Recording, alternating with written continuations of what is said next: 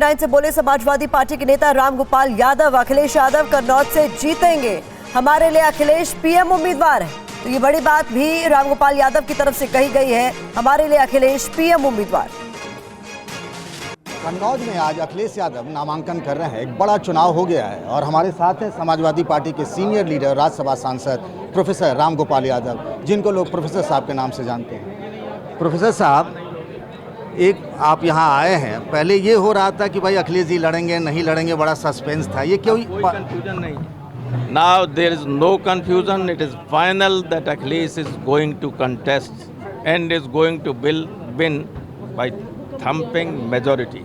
Opposition कह रहा है अखिलेश यादव कोई पीएम कैंडिडेट थोड़े ही है कि लोग उनको वोट करेंगे, क्यों लड़ने आ गए? हमारे लोगों के लिए वो पीएम कैंडिडेट ही है, उन मूर्खों के लिए नहीं। लेकिन जो अखिलेश के समर्थक हैं सारे उत्तर प्रदेश में, उनके लिए वही।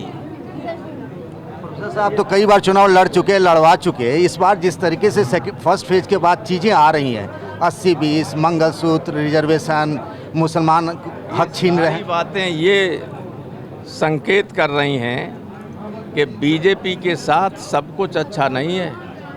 फर्स्ट फेज में बड़ी संख्या में बीजेपी की सीटें कम हो रही हैं सारे देश में। उत्तर प्रदेश में तो एक नहीं जीत रहे फर्स्ट फेज में, 8 में से एक भी नहीं। Not one right from Kairana to Pilibhit, एक भी नहीं जीत रहे।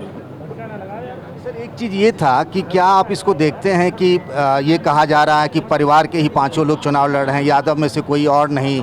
उसके बाद जयंत चौधरी कहते हैं कि कंफ्यूज लीडर हैं अखिलेश यादव। मतलब ये सब क्या है नैरेटिव? अगर ये कंफ्यूज लीडर हैं तभी तो से एमपी बना दिया था। ये जो कह रहे हैं इनकी हैसियत कुछ थी, 2 एमएलए नहीं, अभी भी हमारे ही एमएलए हैं सब। हमारे उनके साथ जो एमएलए थे वो हमारी सीट, हमारे एमएलए थे, कैंडिडेट नहीं थे, हमने दिए थे, तब भी बना दिया था। इतना बड़ा दिल है अखिलेश का।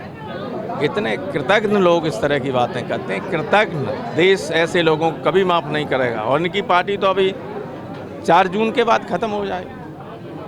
4 जून के बाद ख़त्म हो जाएगी? मतलब 1-2 ही तो लड़ रहे हैं उनके, 2 बागपत और बिजनौर, दोनों हार जाएंगे, ख़त्म।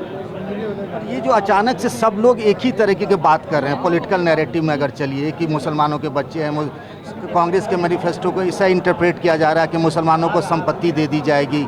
आप लोग इसको कैसे डिफेंड? प्रोपेगेंडा में यकीन करने वाले लोग हैं, 24 घंटा झूठ बोलने वाले लोग हैं। पता नहीं कौन से स्कूल से पढ़ के निकले हैं कि इनके मुंह से सच्चाई निकलती ही नहीं, इसलिए इनकी किसी बात पर जनता विश्वास नहीं।